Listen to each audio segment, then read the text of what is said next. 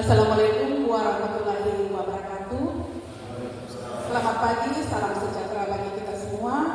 Om Swastiastu. Kita patut bersyukur kepada Tuhan Yang Maha Esa karena atas berkat rahmat-Nya lah sehingga kita masih diberikan waktu dan kesempatan untuk boleh hadir bersama-sama di tempat ini mengikuti kegiatan aksi nyata dimensi budaya positif.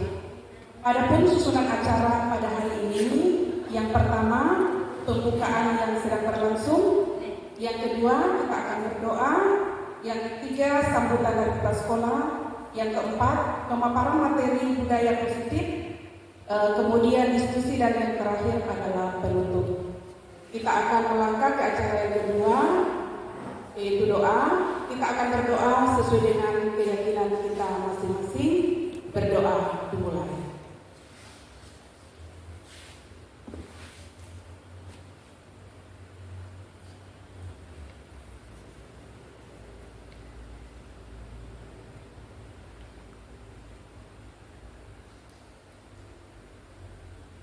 Berdoa selesai. Kita melangkah ke acara yang ketiga, yaitu sambutan kepala sekolah. Dengan hormat kami persilakan kepada Bapak Andi Camat SPD selaku Kepala UPTD SMK Negeri 1 Luhut Timur. Kami persilakan.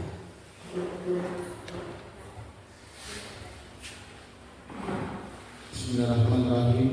Assalamualaikum warahmatullahi wabarakatuh. Selamat pagi, salam sejahtera untuk kita semua. Om Swastiastu. Bapak dan Ibu guru beserta staf yang kami hormati, pertama-tama marilah kita senantiasa memanjatkan puji dan syukur kehadirat Allah Subhanahu wa taala atas perkenannya sehingga kita bisa hadir di tempat ini dalam rangka pemaparan dari besok juga Bapak Ibu guru yang ikut calon guru penggerak akan membawakan materi seperti yang akan dibawakan oleh Pak Firman. Bapak Ibu guru, satu yang kita diwajibkan adalah tentang budaya positif. Budaya positif.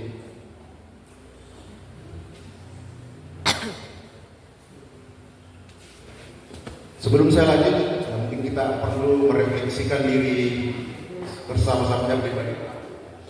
Jadi program kurikulum Merdeka ini sebenarnya adalah kita diminta untuk menerapkan filosofi daripada Bapak pendidikan kita, yaitu Bapak Ki Hajar Dewantara. Di mana Bapak Ki Hajar Dewantara ini mengatakan bahwa tujuan pendidikan itu adalah menuntun. Jadi kata kuncinya ini adalah menuntun. Menuntun, kita sebagai guru itu adalah menuntun segala kodrat yang ada pada anak-anak agar mereka dapat mencapai keselamatan dan kebahagiaan setinggi-tingginya, baik sebagai manusia maupun sebagai anggota masyarakat. Jadi itu kita perhatikan tujuan pendidikan. Jadi nanti akan kita berdiskusi di akhir sesi tentang budaya positif. Jadi ini tujuan pendidikan menurut Bapak Ki Hajar Dewantara. Kemudian saya lanjut.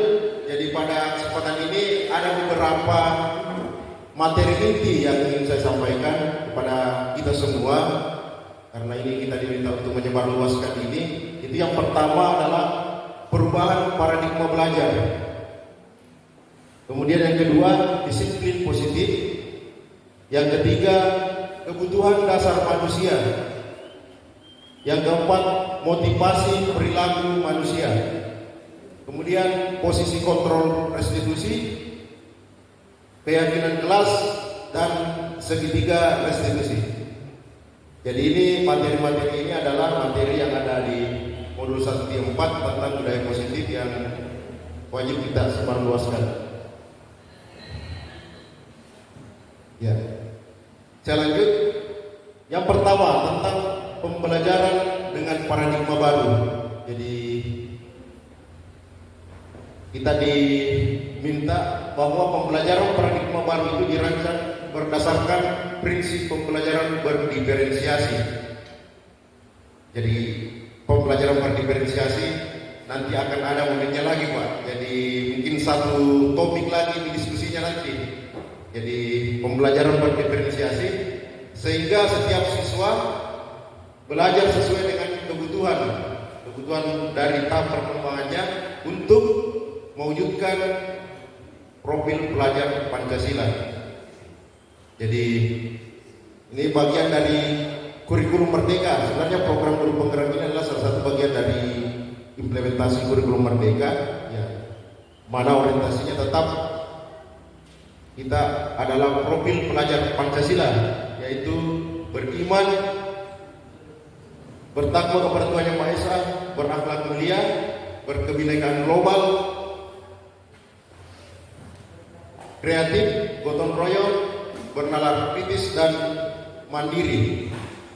Jadi prinsipnya adalah pembelajaran berdiferensiasi. Jadi mungkin saya sedikit gambar bahwa pembelajaran berdiferensiasi itu adalah pembelajaran dengan memperhatikan kebutuhan belajar murid. Jadi misalnya ada kompetensi kita mau capai, ya, murid atau siswa itu bisa kita berikan dalam berbagai tugas, bukan hanya satu misalnya. Mungkin ada yang suka bikin poster, ya desain poster itu ada, tapi semuanya nanti memahami tujuan pembelajaran itu. Jadi begitu.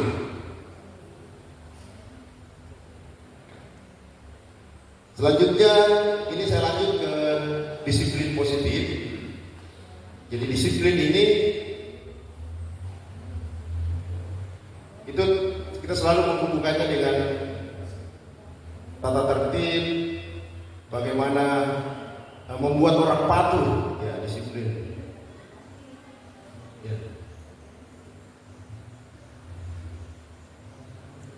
Ya ini nanti kita bahas lagi tentang bagaimana hukuman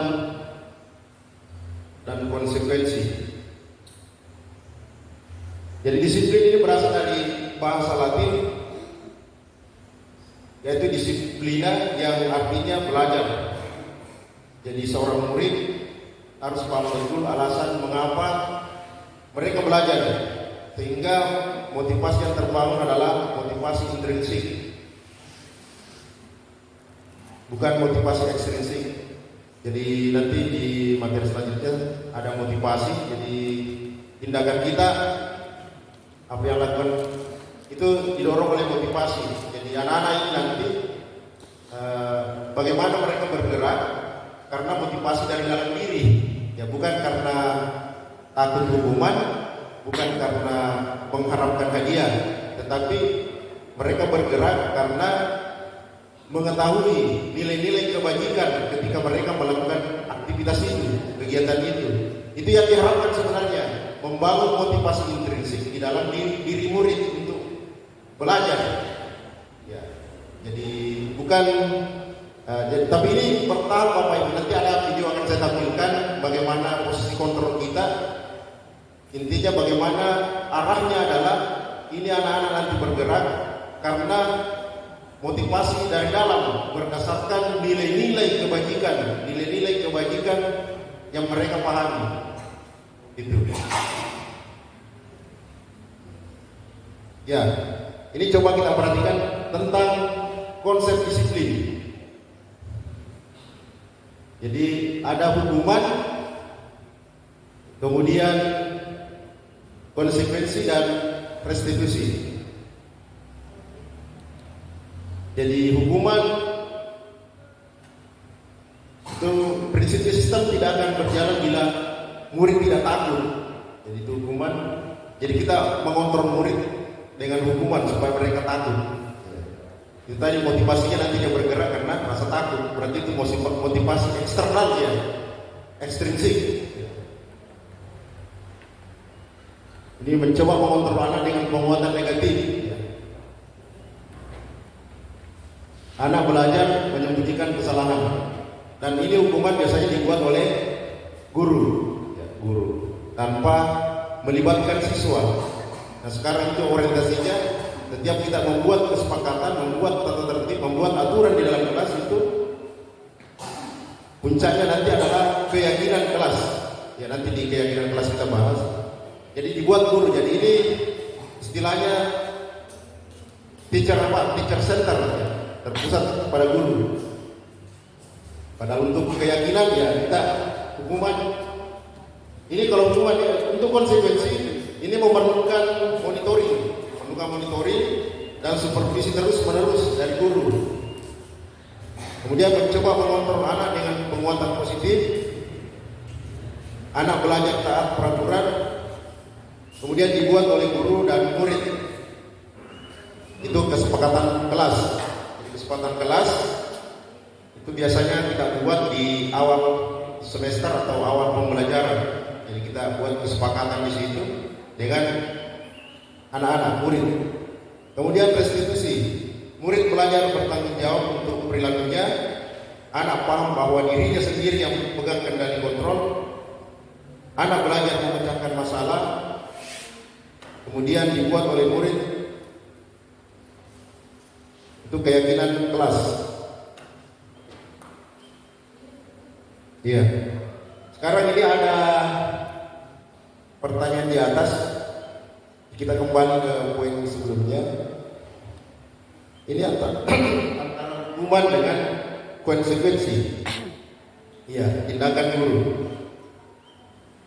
Yang pertama, lari mengelilingi lapangan 2 kali karena terlambat hadir ke sekolah. Ini hukuman atau konsekuensi? Hukuman. Ya. Hukuman atau konsekuensi? Hukuman. Jadi sebelum ini saya sampaikan yang dimaksud dengan hukuman ketika kita misalkan mengajar itu tidak nyambung dengan apa yang kita berikan kepada anak itu. Kalau misalkan guru olahraga, misalnya Pak Nelwan pada saat itu adalah materinya lari jarak jauh, kemudian ada anak-anak yang terlambat, nah itu misalnya terlambat, nah itu disuruh lari mungkin keliling lapangan, ya itu konsekuensi. Ketika ada terlambat, kemudian disuruh jalan jongkok, itu adalah hukuman. Nah itu begitu dia hukuman. Jadi istilahnya ketika anak merasakan derita dan nestapa, itu adalah hukuman. Iya, itu hukuman. Itu. Hukuman. Iya. Murid diminta untuk push up 15 kali karena tidak menggunakan masker sekolah. Ya. Apa ini? Hukuman atau hukuman? Selanjutnya menggantikan kertas tugas teman yang telah dicoret-coret. Konsekuensi. Ya, konsekuensi. Ya, itu. Jawab berarti itu konsekuensi. Kemudian berdiri di depan kelas sambil mengangkat kaki satu karena tidak menjawab pertanyaan. Hukuman, ya. Hukuman. Konsekuensi. Kemudian berikutnya lari mengelilingi lapangan basket 2 kali karena terlambat 10 menit mengikuti pelajaran PJK. Nah, jadi itu yang perlu kita samakan persepsi tentang hukuman dan konsekuensi. Ya, selanjutnya kita lanjut. Ini motivasi perilaku. Jadi anak-anak terlambat, bolos, dan apapun itu tindakan negatif di sekolah itu selalu dipengaruhi oleh motivasi. Ada motivasinya. Jadi menurut Dan Gosen, ini seorang pakar pendidikan, ada 3 motivasi yang mendasari tindakan manusia. Yang namanya manusia termasuk saya, termasuk kita, termasuk anak-anak. Ya, jadi 3 motivasi. Jadi yang pertama itu untuk menghindari hukuman. Jadi ini sebenarnya antara ekstrinsik dan intrinsik. Cuma dia dipisahkan lagi di sini. Yang pertama itu untuk menghindari ketidaknyamanan atau hukuman. Jadi orang melakukan itu karena dia untuk menghindari ketidaknyamanan. Kalau saya nanti ini pasti tidak nyaman nanti. Yang kedua, untuk mendapatkan imbalan atau mengharapkan penghargaan dari orang lain. Jadi orang melakukan sesuatu mungkin dia berharap. Nah itu misalnya anak-anak mungkin bagaimana, mungkin dia berharap mungkin nilai tinggi, misalnya tuntas mapelnya. Nah, itu berarti itu motivasi ekstrinsik itu adalah motivasi untuk mengharapkan dia mendapatkan imbalan itu. Jadi itu motivasi. Yang ketiga ini untuk menjadi orang yang mereka inginkan dan menghargai diri sendiri dengan nilai-nilai yang mereka percaya. Jadi ini motivasi dari dalam diri. Jadi mereka mempercayai sebuah nilai. Nah, mereka melakukan itu karena mereka yakin dengan keyakinannya. Misalnya saya belajar karena ya ketika belajar dia bisa mendapatkan pengetahuan. Jadi itu 3 dasar motivasi perilaku manusia. Ya. Jadi Al-Fiqh mengungkapkan baik penghargaan maupun hukuman adalah cara-cara mengontrol perilaku seorang yang menghancurkan potensi untuk pembelajaran sesungguhnya.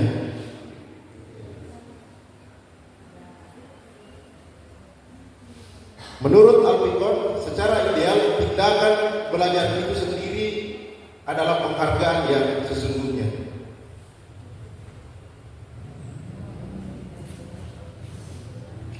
Penghargaan lanjut efektif jika menginginkan seseorang melakukan sesuatu yang kita inginkan dalam jangka waktu pendek.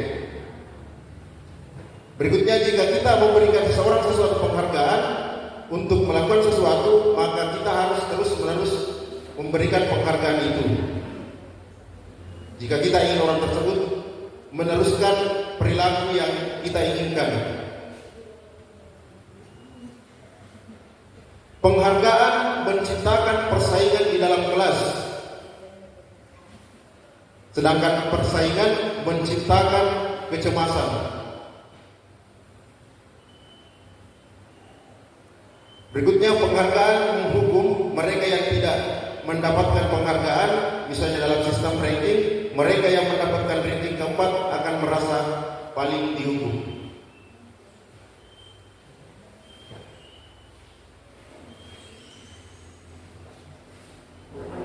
Ya, selanjutnya tentang kebutuhan dasar. Ini ada hubungannya dengan motivasi dan kebutuhan dasar. Jadi orang melakukan sesuatu mungkin ada kebutuhannya yang tidak terpenuhi sehingga dia melakukan tindakan ini. Ya. Kebutuhan dasar manusia itu ada 5. Yang pertama, kebutuhan untuk bertahan hidup. Kemudian cinta dan kasih sayang. Kemudian kebebasan, kesenangan, dan kekuasaan.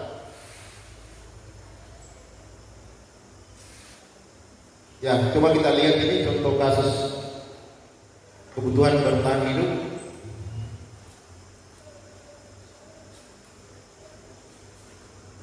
Doni, seorang siswa kelas 2, mengambil bekal temannya ketika ditanya oleh pak gurunya. Alasan berbuat begitu adalah karena ia lapar dan orang tuanya tidak membawakannya bekal makan siang. Maka kebutuhan dasar yang sedang berusaha dipenuhi oleh Doni adalah kebutuhan untuk bertahan hidup. Ya, itu salah satu contohnya. Kebutuhan dasarnya. Untuk kasih sayang dan merasa diterima, dalam kasus di atas, apabila Doni menjawab bahwa alasannya mengambil bekal temannya karena dia merasa senang, temannya memperhatikan dia, istilahnya dia mungkin bercanda. Nah, itu maksudnya dia mau diperhatikan, mungkin kasih sayang, mungkin butuh begitu. Ya.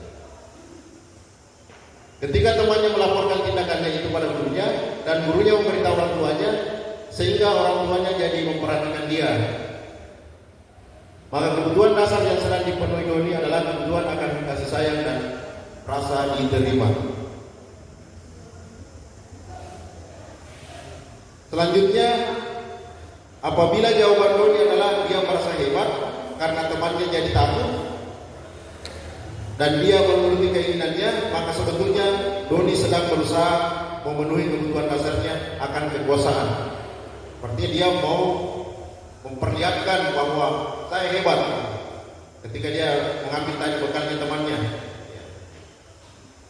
Jadi kebutuhan dasarnya yang tidak terpenuhi adalah kebutuhan ingin menguasai, kekuasaan. Selanjutnya, bila jawaban Doni dalam nafs di atas adalah bahwa dia merasa bosan dengan bekal makanan yang dibawakan ibunya dari rumah, karena ibunya selalu membawakan bekal yang sama. Oleh karena itu dia ingin mencoba makanan teman-temannya yang beraneka ragam. Maka Doni berusaha memenuhi kebutuhannya akan kebebasan. Jadi kalau dia mau mungkin makanan yang lain, berarti dia kebutuhan dasarnya yang dia perlu adalah kebebasan.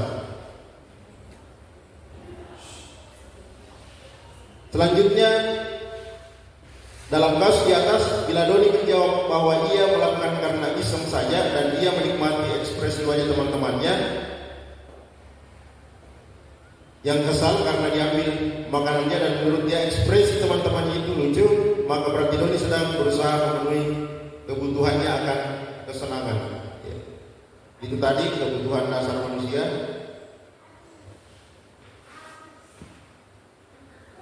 Ya, sekarang ada kasus lagi.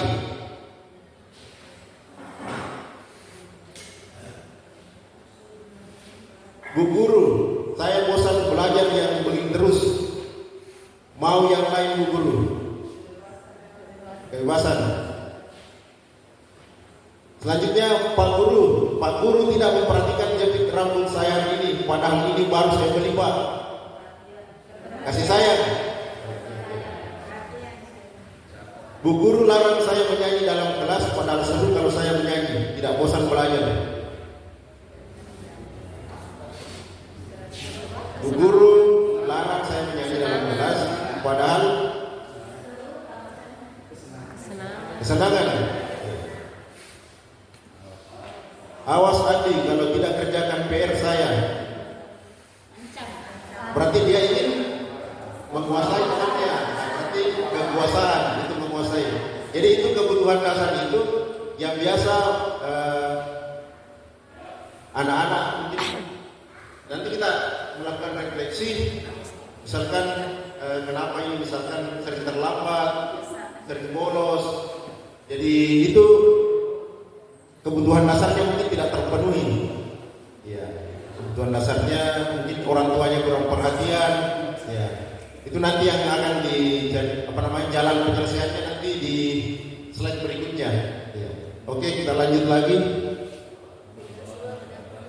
Ya, ini kita lanjut tentang restitusi 5 posisi kontrol guru. Jadi 5 posisi kontrol.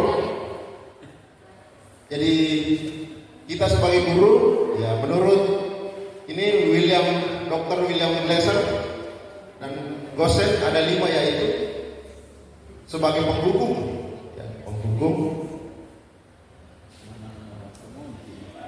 kemudian pembuat orang merasa bersalah, sebagai teman, monitor atau pemantau, dan sebagai manajer. Ya, saya akan perlihatkan in videonya yang lebih jelas.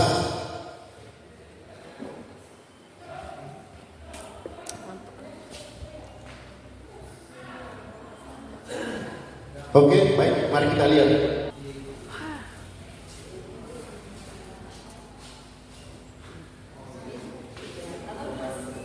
Mari kita saksikan sama-sama.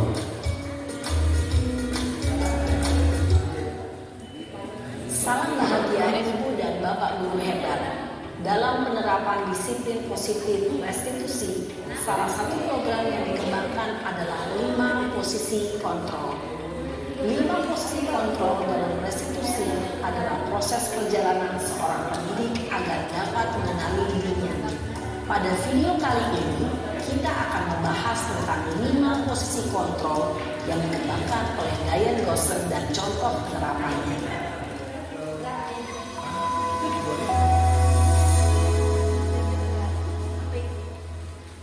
5 posisi kontrol itu adalah 1.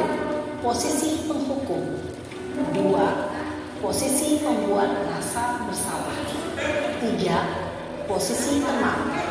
4. Posisi pemantau atau monitor. Dan 5. Posisi manajer. Untuk lebih memahami kelima posisi tersebut, mari kita saksikan kasus Naren yang terlambat hadir 20 menit di sekolah dan melihat bagaimana kelima posisi kontrol dalam menghadapi masalah tersebut.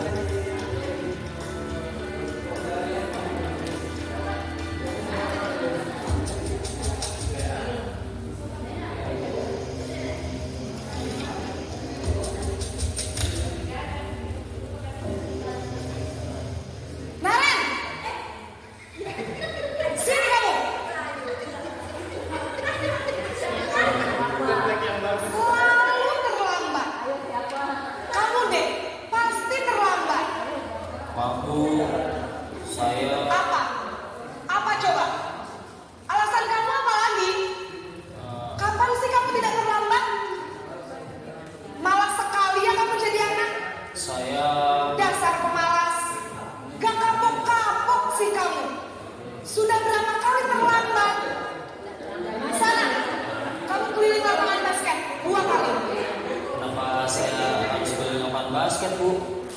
Kenapa? Kamu mau lawan ibu? Berani-beraninya jawab. Sudah terlambat, masih berani jawab pula.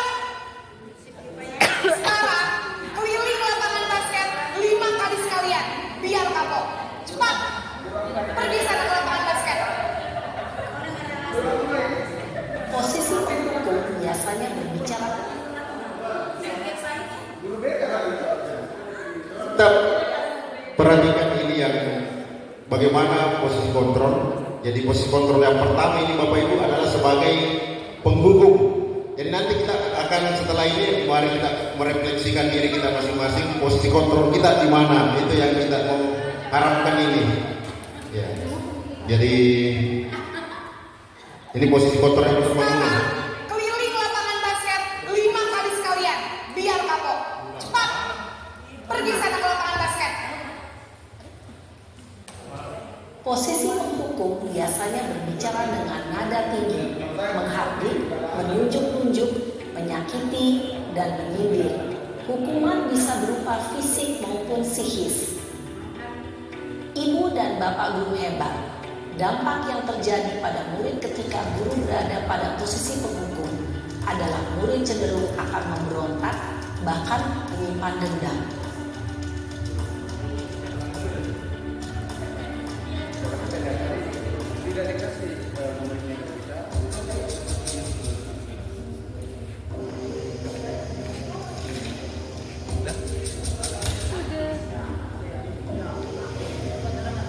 Naren!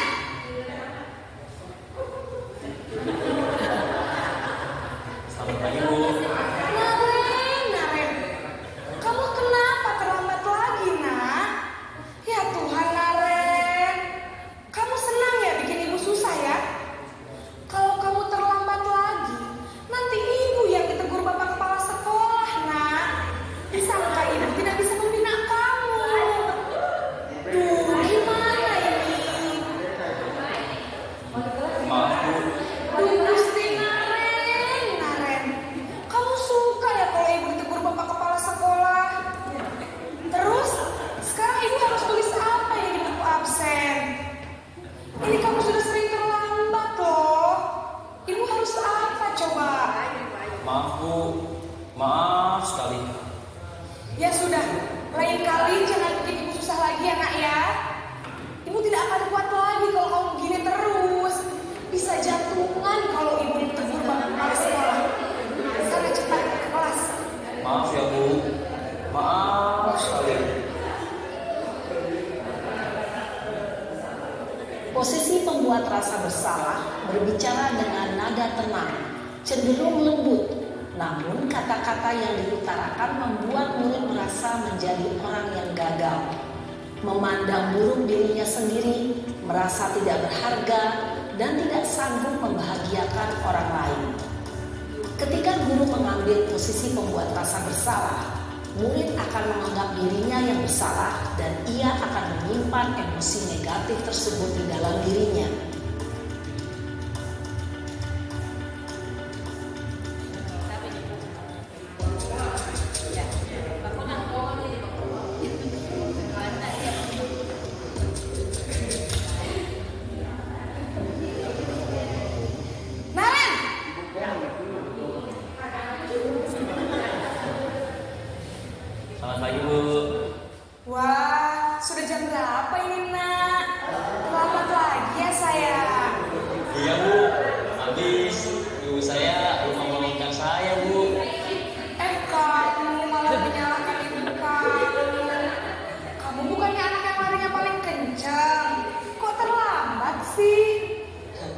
Iya Bu, saya memang terlambat bangun tadi.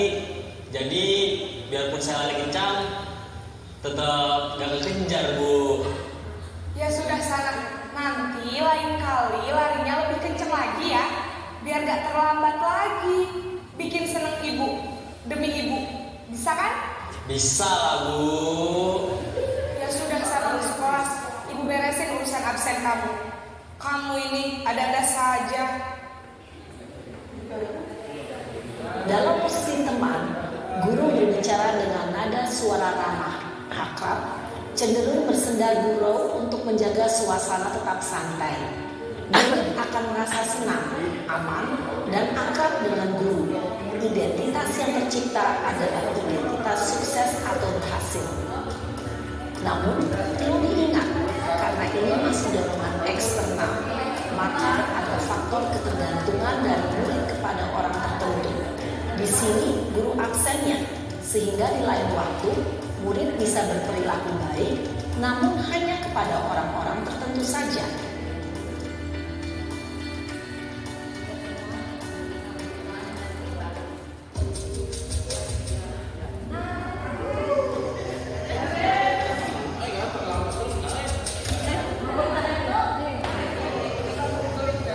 Naren!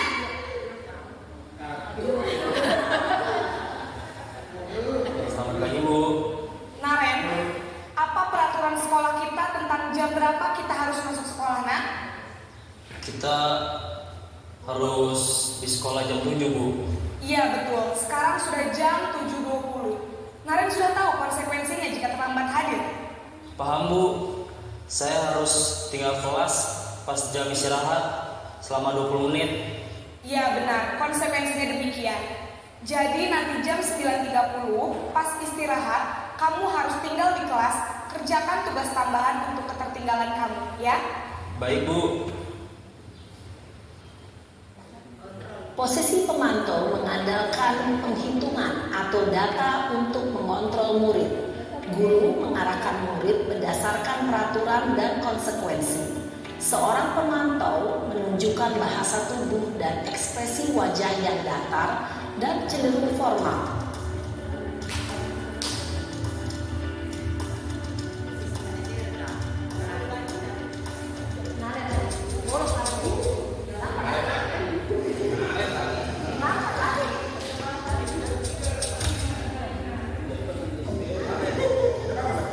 Naren!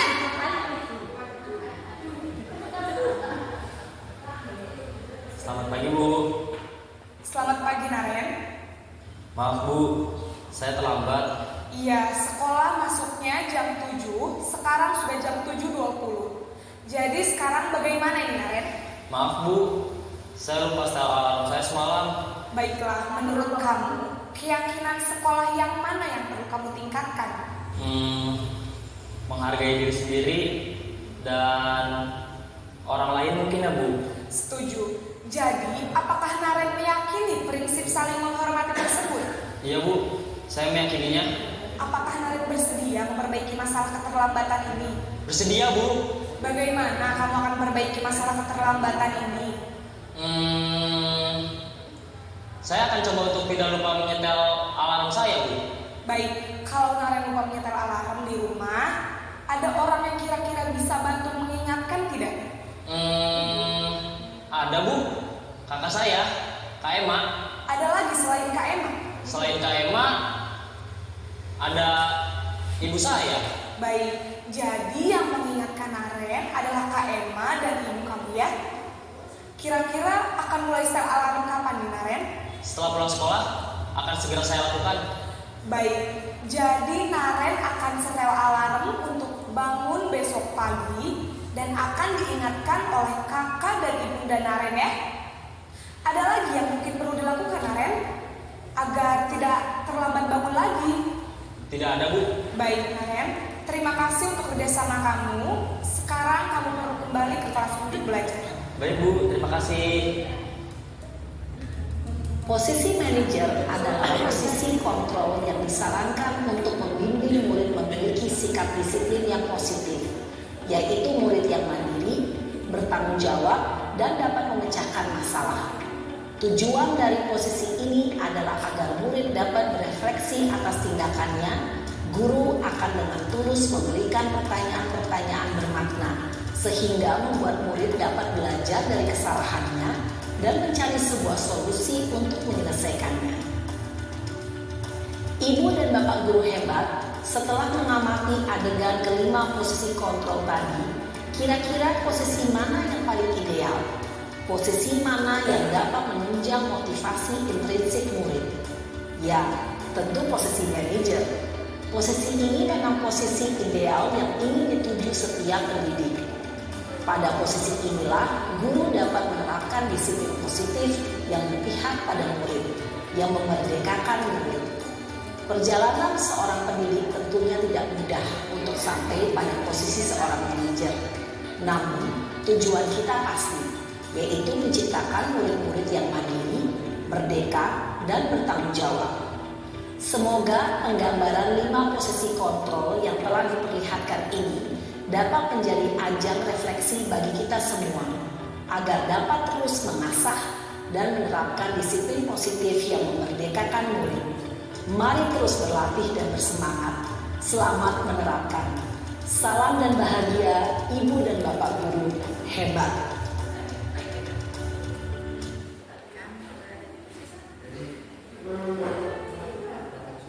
Jadi itu tadi gambaran 5 posisi kontrol kita, dan saya yakin Bapak Ibu semua itu mungkin sudah melihat dengan seksama tadi contoh penerapan posisi kontrol guru. Nah, yang berposisi sebagai penghubung mungkin ada yang membuat orang merasa bersalah, sebagai teman atau sebagai pemantau, dan juga sebagai manajer. Namun yang sangat disarankan itu adalah bagaimana kita posisi kontrolnya sebagai manajer. Jadi ada 2 yang sangat tidak disarankan sebenarnya, yaitu posisi kontrol sebagai penghukum dan sebagai pembuat merasa bersalah. Jadi kalau bisa kita bagaimana kita sedikit bergerak untuk bagaimana memperbaiki posisi kontrol kita, apakah sebagai pelan-pelan mungkin sampai pada posisi kontrol sebagai manajer. Jadi itu yang sangat diharapkan. Oke, kita lanjut lagi.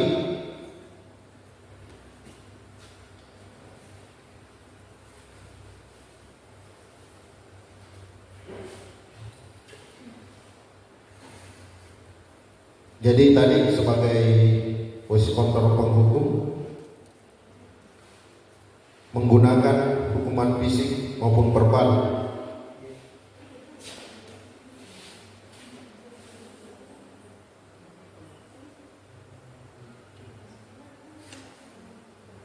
Guru-guru yang menerapkan posisi kontrol penghukum akan berkata, patuhi aturan saya atau awas. Kamu selalu saja salah, pasti selalu yang terakhir selesai. Kemudian posisi membuat merasa bersalah.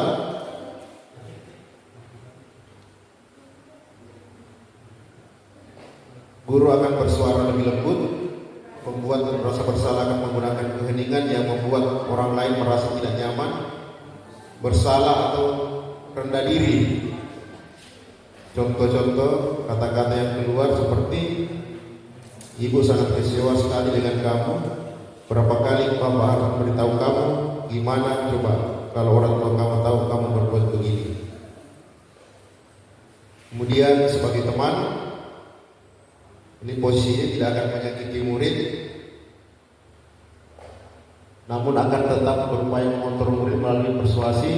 Posisi teman pada guru bisa negatif maupun positif. Positif di sini berupa hubungan yang baik terjalin antara guru dan murid. Hal negatif dari posisi teman adalah bila suatu saat guru tidak membantu, maka murid akan kecewa dan berkata mereka,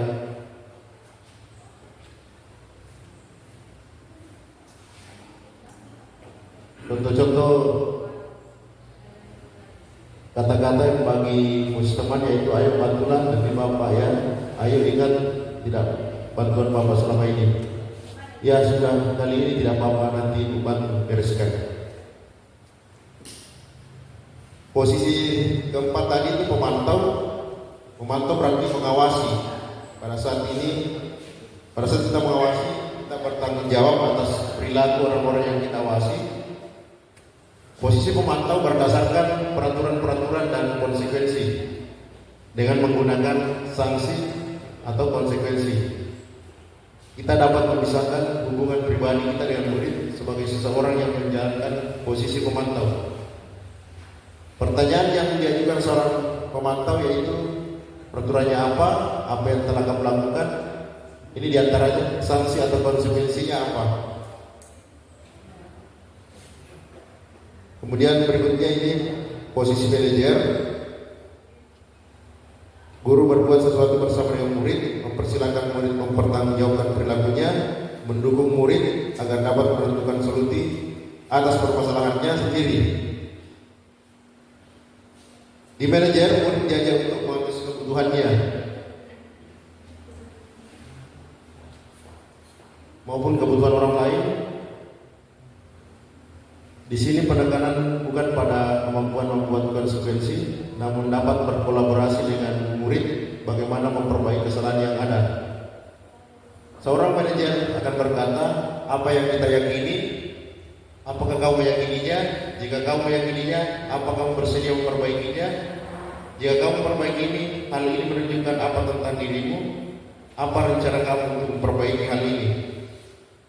Jadi 5 posisi kontrol tadi bisa kita perhatikan di tabel di atas. Ini ada 5 yang terciptanya misalnya identitas gagal itu adalah penghukum dan membuat orang merasa bersalah. Kemudian ya ada posisi kontrol yang ketiga itu teman. Kemudian yang keempat adalah pemantau dan sebagai manajer.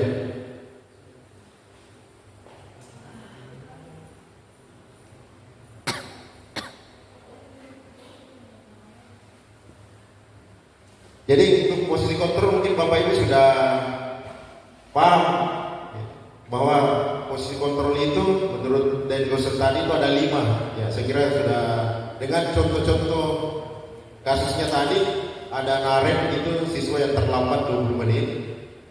Bagaimana ketika dia dihadapi oleh guru dengan posisi kontrol sebagai penghukum. Ada juga ketika diterima oleh guru sebagai pembuat merasa bersalah. Ya, contoh-contohnya saya kira sudah kita lihat dan kita akan lebih paham lagi bahwa posisi kontrol kita di sini. Itu. Ya, karena yang posisi kontrol yang sangat direkomendasikan adalah posisi kontrol kita sebagai manajer. Tetapi itu mungkin bukan pekerjaan mudah untuk sampai pada level itu. Ya, kita tentu butuh proses yang panjang untuk sampai pada posisi itu. Tapi setidaknya kita akan berusaha bagaimana posisi kontrol kita ke arah manajer. Selanjutnya tentang keyakinan kelas. Jadi tentang keyakinan kelas ini sebenarnya itu harus dibuat pada saat awal pembelajaran, karena posisi manajer itu bisa kita aktualisasi ketika kita sudah membuat kesepakatan yang levelnya naik lagi menjadi keyakinan kelas. Ya, ini keyakinan. Jadi kesepakatan itu jadi keyakinan kelas.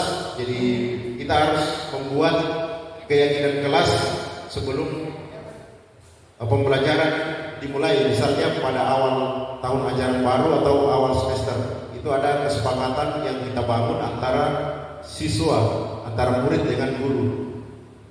Jadi keyakinan, sekarang istilahnya itu keyakinan kelas. Jadi keyakinan itu jadi ada keyakinan. Bagaimana misalnya kalau kita nilai keyakinan, kalau misalkan peraturan itu adalah keyakinan, karena kalau kita perhatikan ketika kita misalkan orang beragama kan istilahnya adalah keyakinan, ya keyakinan. Jadi level aturan ini, aturan kelas ini menjadi keyakinan kelas, jadi keyakinan. Bahwa keyakinan kelas kita misalnya membuang sampah pada tempatnya, seperti itu. Jadi keyakinan kelas berupa pernyataan yang universal. Keyakinan kelas dibuat dalam bentuk positif. Keyakinan kelas hendaknya jangan terlalu banyak supaya mendidik warga kelas. Keyakinan kelas sebaiknya sesuatu yang dapat diterapkan di lingkungan kelas. Semua warga kelas berkontribusi dan berkolaborasi dalam pembuatan keyakinan kelas dengan menuliskan keyakinan yang akan disepakati. Setelah keyakinan kelas dibuat, semua warga sekolah menandatangani keyakinan kelas tersebut. Sebenarnya bisa kita buat juga ini. Kalau di awal pembelajaran nanti kita mau melakukan aksi nyata di PBM, itu bisa kita membuat keyakinan kelas. Ya, nanti tahapan-tahapannya kita buatkan PowerPoint, kemudian ada aksi nyatanya nanti di kelas bersama dengan anak-anak, foto-fotonya. Ya, foto-fotonya bagaimana anak-anak pada saat merumuskan kesepakatan kelas atau keyakinan kelas. Nanti mereka tanda tangan semua di situ. Ya, itulah yang kita buatkan nanti dalam saja di bingkai. Nah, itulah hasilnya, itu nanti di-upload di BBM. Itu bisa menjadi aksi nyata di BBM juga. Ya. Itu keyakinan kelas. Jadi ke depan ini awal ajaran baru, sebelum masuk kita di materi pertama, itu dulu yang kita buat Bapak Ibu, berarti kita membuat keyakinan kelas. Jadi semua membuat keyakinan kelas. Kalau perlu semua keyakinan kelas yang kita buat nanti dibuatkan spanduk di bingkai, kemudian dipasang di kelas masing-masing. Jadi itu yang menjadi nanti ketika kita mau melakukan istilahnya restitusi atau penanganan siswa, itu kita selalu ingatkan, misalkan ini keyakinan yang kita sepakati seperti ini. Nah ini, ya keyakinan kelas ini salah satu contoh keyakinan kelas, keimanan, misalnya doa sebelum dan sesudah pelajaran, kemudian kebersihan, menjaga kebersihan ruang kelas, keamanan, saling menjaga barang-barang di kelas, kekeluargaan, saling berinteraksi bersama teman, kerindangan, menjaga kelestarian lingkungan, kerapihan, berseragam sesuai aturan sekolah, keindahan, bersama-sama menghias ruang kelas. Jadi ini yang harus kita buat nanti di awal pembelajaran. Ya, sebenarnya awalnya itu kesempatan kelas, kemudian nanti itu menjadi keyakinan kelas. Jadi semua kesepakatan keyakinan kelas ini itu ada namanya nilai-nilai kebajikan universalnya, ada nilai-nilainya itu. Misalnya nilainya, kalau misalkan doa sebelum dan sesudah pelajaran, ada. Kalau kita misalnya apa nilai kebajikannya? Oh berarti kalau misalnya berdoa berarti keimanannya itu nilai-nilainya itu, keimanannya itu jadi nilai kebajikannya itu.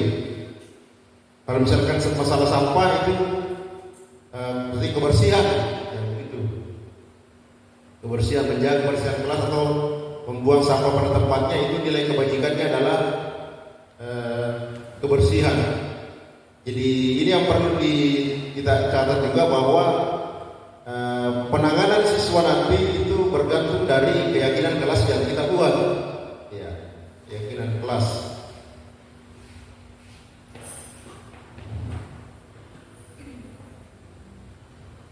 Selanjutnya, ya bagian terakhirnya adalah restitusi. Restitusi adalah proses menciptakan kondisi bagi murid untuk memperbaiki kesalahan mereka, sehingga mereka bisa kembali pada kelompok mereka dengan karakter yang lebih kuat. Restitusi juga merupakan proses kolaboratif yang mengajarkan murid untuk mencari solusi untuk masalah mereka,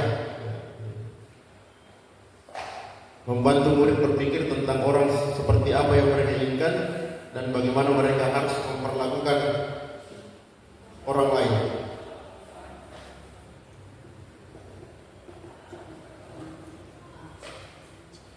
Ciri-ciri restitusi bukan untuk menebus kesalahan, namun untuk belajar dari kesalahan. Restitusi memperbaiki hubungan. Restitusi adalah tawaran, bukan paksaan. Restitusi menuntut untuk melihat ke dalam diri. Kemudian restitusi mencari kebutuhan dasar yang mendasari tindakan, dan restitusi fokus pada solusi. Nah, jadi ini ada segitiga restitusi. Jadi yang pertama ini adalah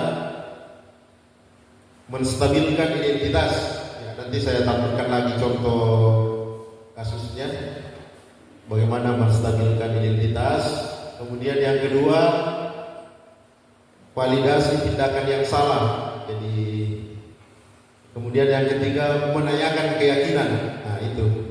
Jadi makanya sangat perlu kita membuat keyakinan kelas dulu sebelum kita memulai pembelajaran di awal tahun ajaran baru atau awal semester. Ya. Karena nanti kita akan menanyakan misalnya terlambat, keyakinan apa yang dia langgar, yang tidak ikuti. Nah itu.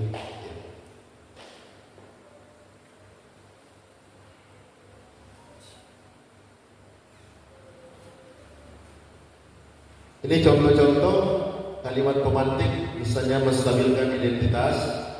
Tidak ada manusia sempurna. Saya juga pernah melakukan kesalahan seperti itu. Kita bisa menyelesaikan ini. Bapak Ibu tertarik mencari siapa yang salah? Tidak tertarik. Tapi bagaimana mencari solusi? Apakah kamu sudah menjadi teman yang baik buat diri sendiri? Kemudian validasi tindakan yang salah. Ya, kita memvalidasi, maksudnya ya, kita mau ngecek ya, mengapa misalkan dia melakukan itu ya. Padahal kamu bisa melakukan apa yang lebih buruk.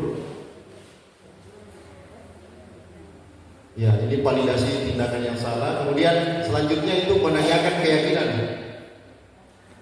Ya, ini contoh-contohnya ya, contoh-contoh nanti karena kasus mungkin berbeda ya, jadi tidak sama seperti ini ya. Ini hanya contoh apa yang kita percaya sebagai kelas atau keluarga, nilai-nilai umum yang telah kita sepakati.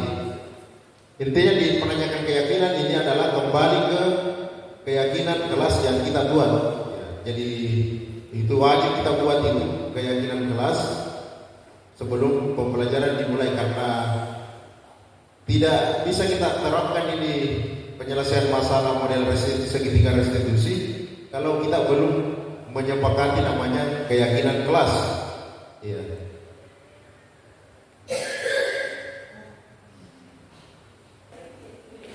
Oke, saya coba berikan satu contoh ini. Ada kemarin aksi nyata yang saya lakukan ini di penerapan segitiga restitusi. Ya bisa Bapak Ibu lihat, ya mungkin kurang sempurna, tapi saya mencoba untuk terus belajar bagaimana menerapkan segitiga restitusi. Jadi ini saya bisa kita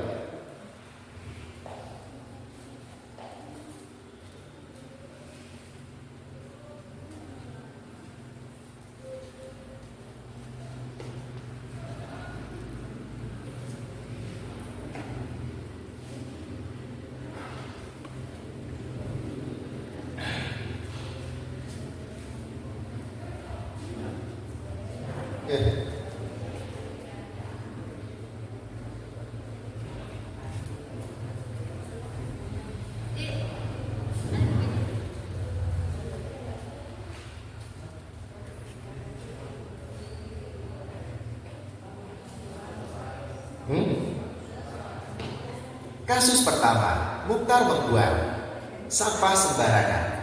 Mukhtar, siswa kelas 11 CE Teknik Alat Berat, pada saat jam istirahat melakukan pelanggaran keyakinan kelas dan keyakinan sekolah. Dia itu membuang sampah sembarangan, kemudian diketahui oleh guru koordinator 10K dan dilaporkan kepada Pak Firman, dan Pak Firman memanggil Mukhtar untuk menghadap ke ruang guru. Assalamualaikum Pak. Waalaikumsalam warahmatullahi wabarakatuh. Silakan masuk Pak. Silakan dulu. Kalau tahu Bapak di sini. Ada apa ya Pak? Begini Pak. Tadi pada saat istirahat, Bapak mendengar laporan dari guru koordinator 10K bahwa salah seorang anaknya di kelas berat itu membuang sampah sembarangan.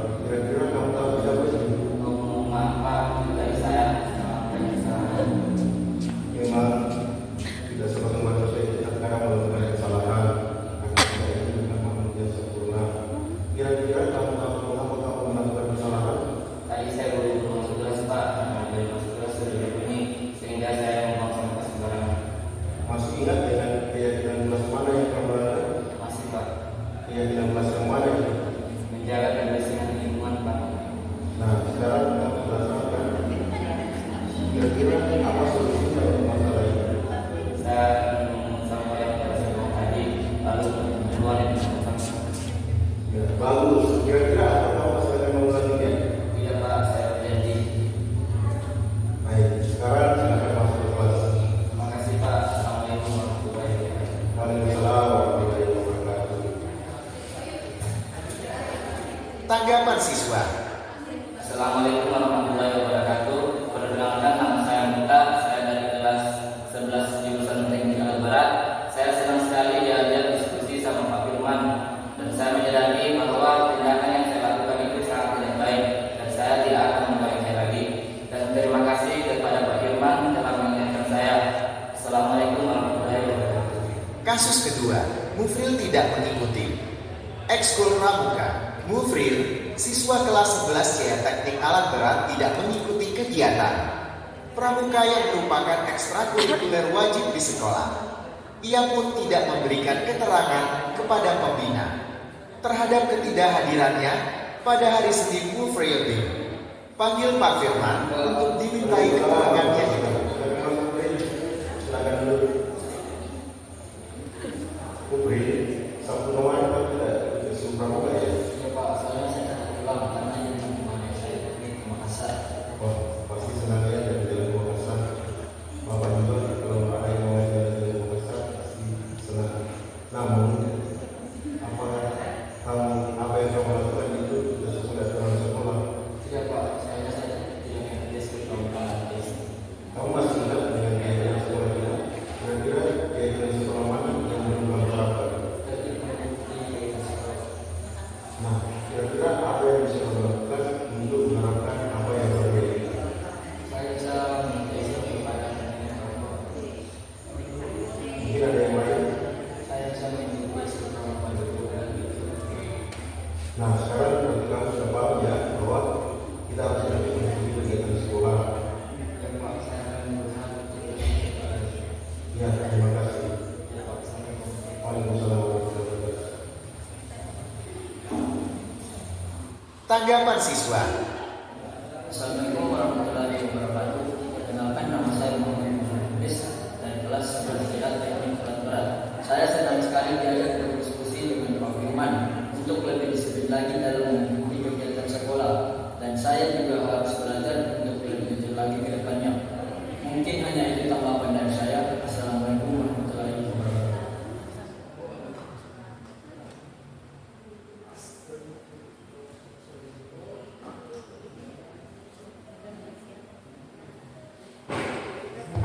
Ya, itulah tadi Bu, apa namanya Bapak Ibu tentang segitiga restitusi. Jadi saya segitiga restitusi itu adalah model penyelesaian apa namanya masalah ya, dengan yang pertama itu bagaimana kita menstabilkan identitas ya. Menstabilkan identitas itu maksudnya mungkin jangan langsung dimarahi anak-anak, tapi bagaimana kita menstabilkan identitasnya supaya dia mungkin merasa nyaman, ya bisa mungkin apa namanya memberikan keterangan. Setelah menstabilkan identitas, baru kita coba menggali apa namanya kenapa dia melakukan itu, ya mengapa dia melakukan itu menggali, itu namanya menstabilkan apa validasi tindakan yang salah. Ya, tindakan kedua itu validasi tindakan yang salah. Kemudian tahapan berikutnya adalah menanyakan keyakinan. Jadi keyakinan yang mana mereka langgar sehingga kita memanggil mereka pada saat itu. Jadi ini adalah model penyelesaian, namanya itu segitiga restitusi. Jadi restitusi ini adalah bagaimana kita apa namanya menyelesaikan masalah dengan menggunakan pendekatan segitiga restitusi, yaitu menstabilkan identitas, kemudian divalidasi tindakan yang salah, dan menanyakan keyakinan. Sekira seperti itu Bapak Ibu untuk pemaparan materinya mengenai budaya positif. Sebelum mungkin saya kembalikan ke moderator, saya sampaikan bahwa di dalam budaya positif ini itu menurut filosofi pendidikan dari Bapak Ki Hajar Dewantara bahwa itu perlu itu dibangun budaya positif di sekolah, karena posisi kita sebagai guru di sekolah itu seperti atau kita umpamakan sebagai petani, sedangkan murid itu adalah apa benih ya, atau misalkan biji-bijian, ya benih. Kemudian sekolah itu merupakan lahannya. Jadi bagaimana supaya benih ini bisa tumbuh dengan baik, maka itu petaninya juga harus kompeten. Petaninya itulah yang dimaksud dengan gurunya. Ya. Kemudian lahannya juga ini harus bagus, seperti lahannya ini harus budaya positif di situ, supaya benih ini akan tumbuh dengan aman, nyaman, mungkin dengan subur, ya seperti itu. Jadi untuk materi kali ini saya kira cukup untuk sesi diskusi. Nanti setelah saya kembalikan ke moderator. Sekian, assalamualaikum warahmatullahi wabarakatuh.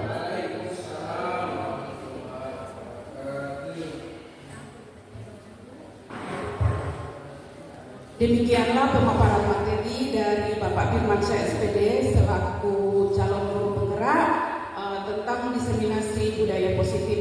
Saya rasa materi yang disampaikan oleh Bapak Firmansyah sangat menarik dan itu bisa menjadi bekal bagi kita Bapak Ibu guru, terutama di dalam membimbing dan mendampingi anak-anak kita untuk mencapai tujuan dan cita-cita mereka.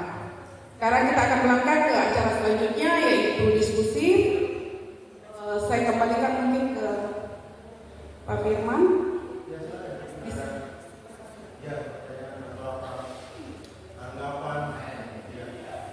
Ya, kita masuk dalam diskusi, diberikan kesempatan kepada Bapak Ibu guru yang akan bertanya terkait dengan materi budaya positif.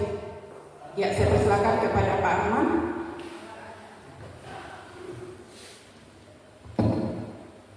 Ya, assalamualaikum warahmatullahi wabarakatuh. Selamat pagi, salam sejahtera kita semua. Sebelum saya melangkah ke apa yang saya mau sampaikan, aplaus dulu untuk Pak Firman. Ya, ada sedikit lagi yang saya kutip pada materi yang diangkat tentang budaya positif. Budaya positif itu bagi saya, ya untuk selama ini saya pelajari bahwa budaya positif itu sudah diterapkan di SMK. Waktu itu masih 10K. Hanya saja ketika kita mendalami yang namanya teori segitiga apa tadi? Sama sebelum teori segitiga ada juga sebelumnya itu. Ini sangat luar biasa sekali bagi saya pribadi.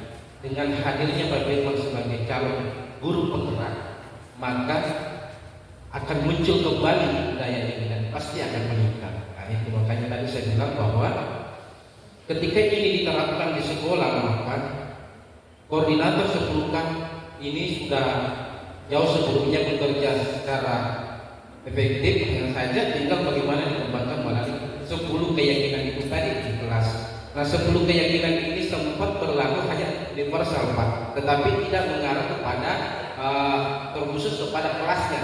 Jadi ketika misalkan penelitian tingkat kelas yang dilakukan di PLN ini atas nama observasi, maka yakin saja bahwa sekolah kita ini pasti akan maju dengan adanya teori-teori yang diungkapkan oleh Pak Firman tadi.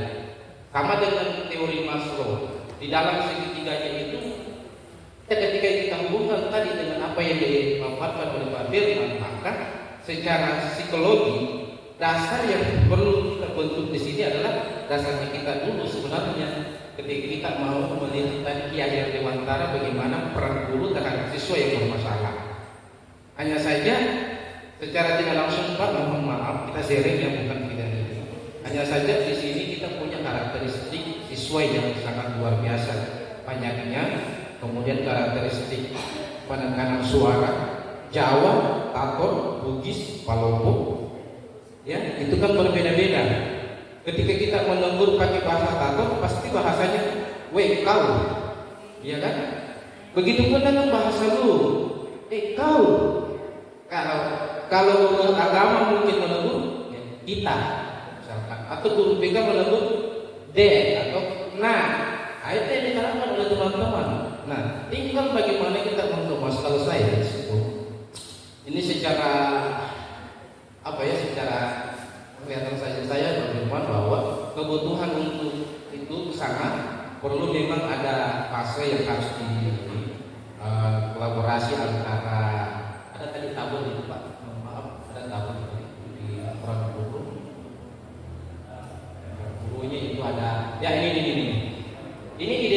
sadar secara ketika misalkan teori ini dianggap gagal, sebenarnya sehari-hari kita selalu apa sengaja mengharap di gini Pak. Terlambat lagi dari mana kok? Ini Pak. Tetapi kadang-kadang juga ini ada juga memang ini peserta didik yang perlu penekanan seperti itu. Kami di Gustiku Pak yang lulus tentara kemarin, maki-maki mentong sampainya bisa masuk ke sekolah. Tetapi ternyata setelah dikolaborasikan dengan posisi kontrol 5 ini, pasti akan menyentuh manajer. Karena mereka akan memilih saya mau sukses atau tidak. Di dalamnya memang ada pendekatan pastinya. Pendekatan persuasif bagaimana memoles anak ini, psikologinya anak ini yang tadinya hanya memikirkan dirinya sendiri, ternyata setelah diberlakukan pada pendekatan wali kelas dan BK pada waktu itu, alhamdulillah menangis ketika kita sebut namanya ibu. Ibu, kalau kau tidak lihat saya ya lihat ibumu, menangis ibunya datang. Dan alhamdulillah jadi tentara. Nah batinnya digonggong Pak. Saya harus pakai kolaborasi itu menghardi, kemudian apa itu? Ya. Nah ini yang susah dihindari kita ini. Nah, tapi kita bersyukur dengan adanya materi ini bahwa ternyata selama ini penghukuman dan membuat orang merasa bersalah ini tiap hari kita terapkan Pak tanpa disengaja. Ternyata itu kan keliru menurut teori yang dipaparkan. Nah makanya sebelum melangkah ke ini nantinya Pak Firman, mudah-mudahan pihak sekolah juga merancang ini bagaimana pastinya Pak 4 pilar ini perlu. Yang pertama itu untuk menuju ke sana kita perlu juga yang namanya sarana dan prasarana. Bagaimana mengembangkan kreativitas teman-teman guru pada wilayah itu. Contoh misalkan pemutaran video di kelas. Pemutaran video di kelas itu tidak bakalan bisa diselesaikan tanpa ada namanya alat. Ya. Itu tadi itu kan penting sekali diputar anak-anak di kelas ini. Nah ini kan kita diarahkan untuk ke tindakan kelas Pak, menurut ini saya. Nah, ini kan yang selama ini tidak jarang kita mau terapkan karena pertama fasilitas di kelas ya, kurang memadai. Ini mungkin juga masukan buat sekolah, rekomendasi untuk kedepannya bagaimana supaya kelas-kelas yang ada ini kita benahi sambil menjalankan 10 keyakinan. Saya kira itu mungkin dari saya. Terima kasih. Assalamualaikum warahmatullahi wabarakatuh.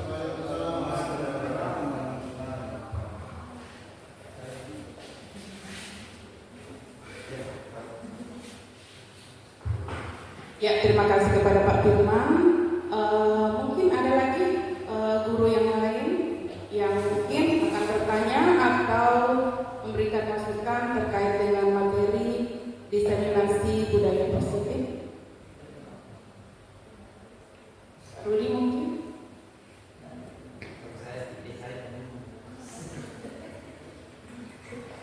Ada dari tempat. Ya betul, karena namanya kita belajar. Jadi yang tadi ini mengenai keyakinan kelas, ini yang melakukan ini keyakinan kelas itu apakah wali kelas ataukah guru yang mengajar atau mengampu bidang studi di kelas itu. Nah, dan yang kedua, ini yang saya lihat mengenai keyakinan kelas, kemungkinan tiap guru itu berbeda. Ya, jadi saya ambil di diri saya sendiri. Ada kan aturan anak-anak tidak boleh makan. Ya, nah saya kalau mengajar itu saya tidak larang anak-anak makan. Ya, bukan karena saya makan Pak. Ya, ya, karena memang saya juga menganggap bahwa tidaklah bisa kita mengajar anak yang lapar. Ya, jangan sampai anak-anak mau makan dan itu yang menjadi Jadi setiap saya mengajar, saya masuk di kelas itu memang saya selalu membuat keyakinan kelas ini ada beberapa aturan, misalkan anak kalau misalkan misalkan mereka mau makan, saya persilakan, saya tidak larang. Ya, tapi ini kan saya lihat ada aturan sekolah, bahkan masuk dalam tatib, kayaknya tidak boleh makan. Ya, jadi itu pertanyaan saya tadi Pak Firman, yang membuat keyakinan kelas ini apakah wali kelas atau guru yang mengampu pelajaran di kelas itu. Ya, terima kasih.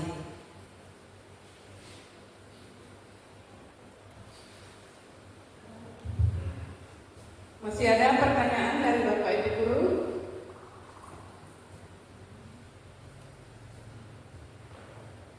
Kalau tidak ada, Pak Firman.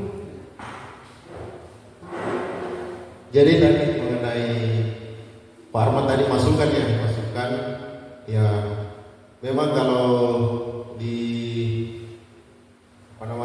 kurikulum merdeka ini, karena apa yang saya juga ikuti ini bagian dari kurikulum merdeka ini.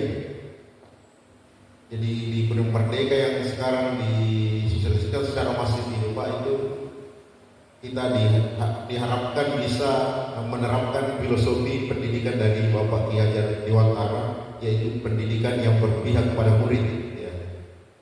Jadi tujuan pendidikan tadi itu ya bagaimana posisi kita guru adalah menuntun.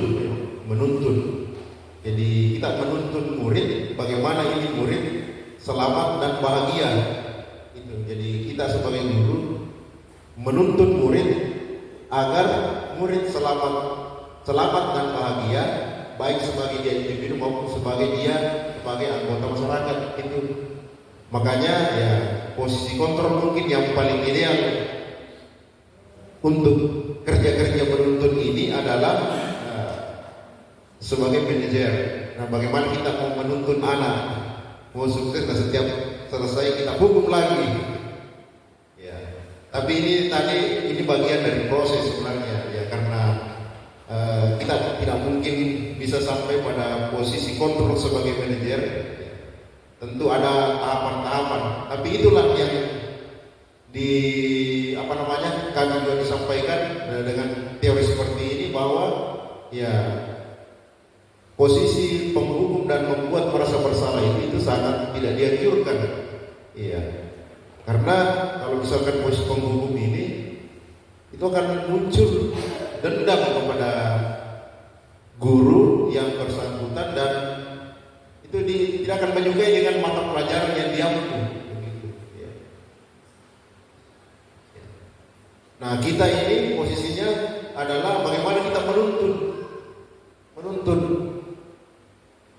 Ya, itu tadi filosofinya. Kalau Bapak Ki Hajar Dewantara itu menganalogikan bahwa guru itu seperti petani, murid itu seperti bibit, dan sekolah itu adalah lahan.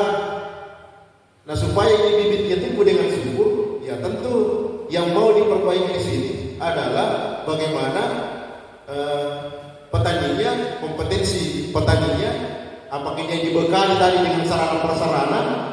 Nah, itu. Kalau juga tidak ada prasarana, petaninya mau pupuk tapi tidak ada pupuknya kan, jadi ya itu semua nanti ya itu. Jadi bagaimana budaya positif itu intinya Pak, orientasinya adalah bagaimana berpusat pada murid, berpihak pada murid, dan bagaimana murid selamat dan bahagia itu. Jadi apa yang kita lakukan ini yaitu bagaimana menuntun langkah-langkah restitusi, yaitu adalah langkah-langkah bagaimana menuntun murid agar selamat dan bahagia. Makanya disampaikan kita juga harus pahami teori motivasinya, kebutuhan dasarnya, kan itu saling terkait satu sama lain. Jadi orang melakukan sesuatu ada yang motivasi itu lain dari mana ya? Tentu dari kebutuhan. Iya. Ya. Jadi saya kira seperti itu Pak Arman. Terkait dengan itu, mengenai yang diperhatikan tadi terkait secara perasaan, nanti di pertemuan mungkin ada kita forum lagi mungkin bulan depan tentang pembelajaran berdiferensiasi. Jadi pembelajaran berdiferensiasi itu adalah bagaimana kita merancang sebuah pembelajaran berdasarkan kebutuhan belajar murid sudah masuk di situ, bagaimana terkait dengan minat, ya terkait dengan profil begitu.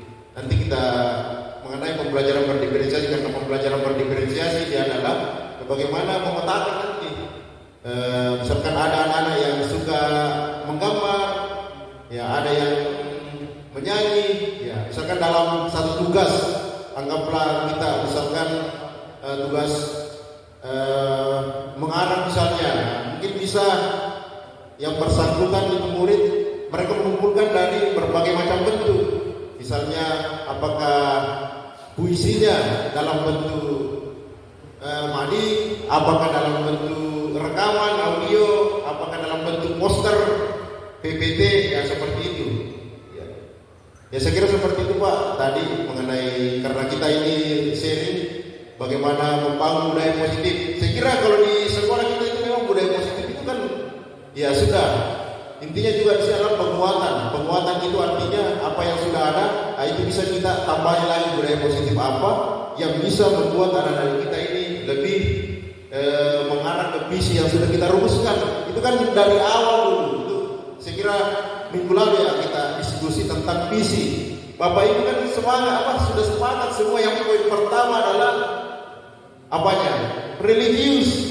Jadi kita ini sudah sepakat minggu lalu, 2 minggu lalu ya kalau tidak salah, tentang bagaimana murid-murid kita ini itu religius dan berakhlak mulia. Ya, mungkin dari hasil pemantauan kita di luar sana, ternyata banyak karakter-karakter ini yang membuat kita merasa tidak nyaman. Ya saya juga termasuk biasa kalau ada anak-anak yang di situ, langsung saya lewat depan kayak apa? Ya itu. Kalau kita bisa belajar dari sekolah-sekolah lain juga mengenai praktik baik, bagaimana membangun budaya positif. Itu ada beberapa sekolah itu bahkan mereka itu yang budaya positif yang dikaitkan dengan kearifan lokal. Misalnya di situ banyak orang Bugis, maka kearifan lokal budaya positifnya misalnya contohnya adalah bagaimana membudayakan itu Pak, budaya tabe. Setiap kita lewat di depan guru tabe harus dibudayakan itu, bahkan mereka itu untuk membentuk karakter. Ya, jadi budaya-budaya positif itu.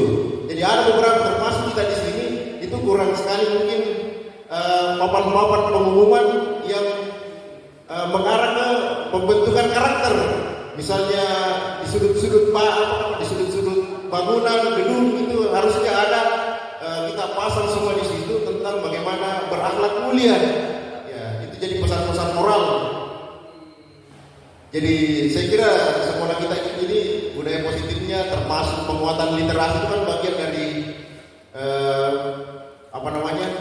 penguatan untuk karakter positif. Itu budaya-budaya positif semua. Ya, kemudian pertanyaan kedua dari Ibu Wakasih Kurikulum, siapa yang merumuskan keyakinan kelas, apakah wali kelas atau guru mata pelajaran? Ya, kalau saya tidak salah Bu, itu wali kelas dan guru mata pelajaran itu bisa. Jadi misalnya guru mata pelajaran membuat keyakinan kelas mata pelajaran titik-titik, ya begitu. Ya. Jadi wali kelas juga membuat keyakinan kelas mungkin yang diterapkan untuk ini di kelasnya. Kalau kita misalnya guru mata pelajaran, misalnya keyakinan kelas mata pelajaran kelas A untuk bahasa Inggris, ya bisa kita buat itu. Karena pada saat ada anak-anak yang melanggar pasti kita akan kembali ke keyakinan kelas. Yang jelas ya keyakinan kelas ini ya harus kita buat di awal pembelajaran. Jadi nanti dikoneksi dengan RHK-nya nanti di tahap 2 aksi nyata membuat keyakinan kelas. Ya, itu. Jadi nanti ada sudah dapat poin. Jadi yang nanti ditampilkan misalnya foto pada saat guru dan siswa, murid sama-sama merumuskan nilai-nilai keyakinan apa yang mau disepakati. Nanti di situ satu orang misalnya menuliskan di kertas lembar kemudian ditempel di papan, itu jadi foto. Jadi misalkan 30 orang buat misalkan kertas yang kecil yang bisa ditempel. Jadi 30 orang menempel semua. Saya menginginkan, saya mau begini. Ya, nanti ditempel di situ. Nanti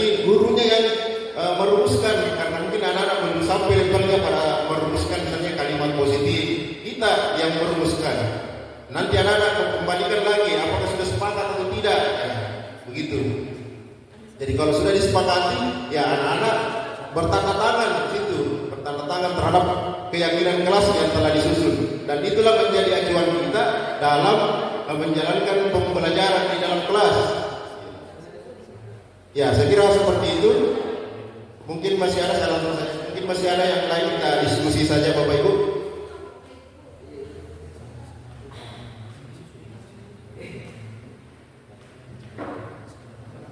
Bagaimana? Mungkin masih ada yang mau didiskusikan karena saya juga masih dalam proses belajar, jadi kita sama-sama belajar ini. Tapi bukan berarti saya di sini menguasai sama tidak, saya juga masih dalam proses belajar. Jadi kita sama-sama belajar bagaimana kita memahami budaya positif seperti apa yang seharusnya kita terapkan di sekolah. Karena pada dasarnya kita sebagai guru, seperti filosofi dari Bapak Ki Hajar Dewantara, tugas kita adalah menuntun murid bagaimana murid selamat dan bahagia. Saya kira seperti itu Bu. Mungkin sudah tidak ada, kalau tidak ada saya kembalikan ke moderator.